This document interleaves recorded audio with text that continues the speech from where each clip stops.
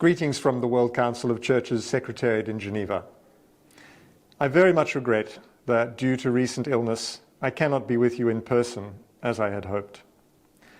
On the other hand, speaking to you via this video, I can be joined by other colleagues representing something of the diversity of the WCC. We are very honored to have been invited to participate in this important conference and to contribute to the discussion on the topic of global inequalities, human rights, and social justice. La 11ª Asamblea del Consejo Mundial de Iglesias, que tuvo lugar en Karlsruhe, Alemania, del 31 de agosto al 8 de septiembre de 2022, reconoció que vivimos en una época de crisis globales convergentes y que la injusticia y los modelos económicos insostenibles están en el centro de estas crisis. Tal como lo documenta el informe sobre la desigualdad en el mundo 2022, el 10% de la población mundial posee el 75% de toda la riqueza, recibe el 50% de todos los ingresos y es responsable de casi la mitad de todas las emisiones de carbono. Estas cifras representan una injusticia monumental. Los menos responsables de esta crisis mundial son también los primeros y más afectados al carecer de los recursos para garantizar la resiliencia a sus impactos. Los más culpables continúan resistiendo los justos reclamos de las víctimas de apoyo para la mitigación y adaptación al cambio climático y de compensación por las pérdidas y daños que ya han sufrido las naciones y comunidades más pobres y vulnerables. La Asamblea llamó a la profunda solidaridad y búsqueda de justicia para aquellos que menos han contribuido a esta emergencia, pero que más sufren física, existencial y ecológicamente a través de una transformación de sistemas y estilos de vida. Destacó el hecho de que los pueblos indígenas se encuentran entre los primeros en enfrentar las consecuencias directas del cambio climático debido a su dependencia y estrecha relación con el medio ambiente y sus recursos.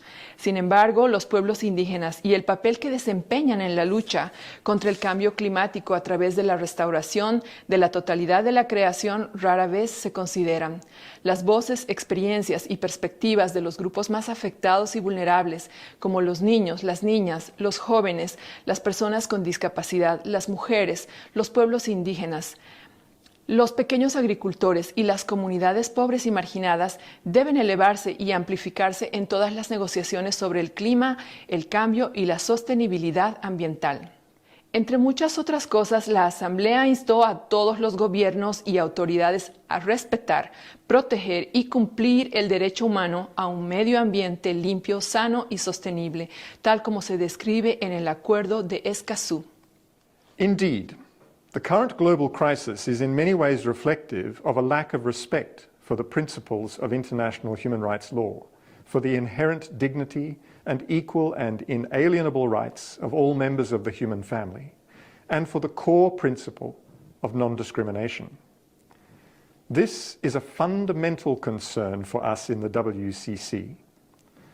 Through the Commission of the Churches on International Affairs, the WCC contributed directly to the drafting of the Universal Declaration of Human Rights, the foundational instrument of modern international human rights law, as a framework for legal accountability to the faith principle of the God-given human dignity of all people equally. It has also contributed to the articulation and promotion of other normative instruments in the canon of international human rights law, including on women's rights, children's rights, racial discrimination, and indigenous peoples' rights. We continue this commitment today, especially through facilitating access for our member churches and ecumenical partners to relevant UN human rights forums and processes, so that they can advocate directly on the denial of human dignity and the violation of human rights observed in their own contexts. Because the real power of the World Council of Churches for promoting human rights lies not in the Secretariat in Geneva, but in the WCC's vast global constituency of more than 350 member churches in over 120 countries and territories, representing some 580 million people. However, the increasing attacks and efforts to undermine international human rights law are also having an impact within our constituency, with increasing doubts being expressed in some quarters of our membership about the relationship between Christian faith principles and secular human rights law. Nevertheless, while acknowledging these differences of perspective within our constituency, and after in-depth discussions on this issue at our recent 11th Assembly in September 2022, the WCC Executive Committee affirmed that advocating for universal human dignity and rights is part of striving for justice, peace, and the integrity of creation, a means of reconciliation, and a witness for unity.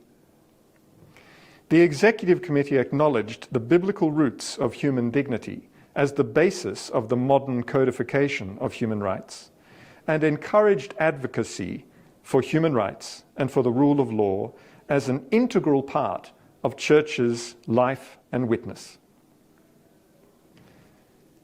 In the history of the WCC, combating racism, racial discrimination, and related forms of discrimination have been an emblematic priority, in particular the struggle against the institutionalized racism of the apartheid system in South Africa. But this challenge and this struggle continues for many different communities and in many places, including here in the Latin American region. And we are committed to working with and supporting our member churches and partners in this region and around the world to confront this and the many other challenges to human dignity and justice, and to work for just and sustainable communities. We do not take pride in religion becoming an instrument of deprivation, an instrument that inhibits the enjoyment of life by all people of God. But we acknowledge that religion has not been clean. And therefore, this is something that the World Council of Churches takes seriously, and we try, from the perspective of the World Council of Churches, to encourage our churches to self-introspect. How have we contributed to what has happened? And how do we begin to contribute to dismantle that which we helped to put in place? And I appreciate the acknowledgement that education is critical in dismantling these structures.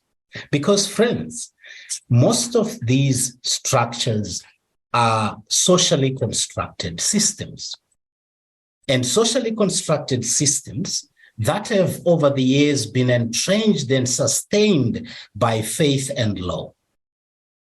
Which means if we are to unlearn, to dismantle these or to deconstruct them, we need to find a way of keeping this duality. We need to have this two-pronged approach to fighting for justice. We have to bring on board faith, but we also have to bring on board law. So the UN mechanisms and the world faith communities coming together to dismantle what they helped put in place is critical.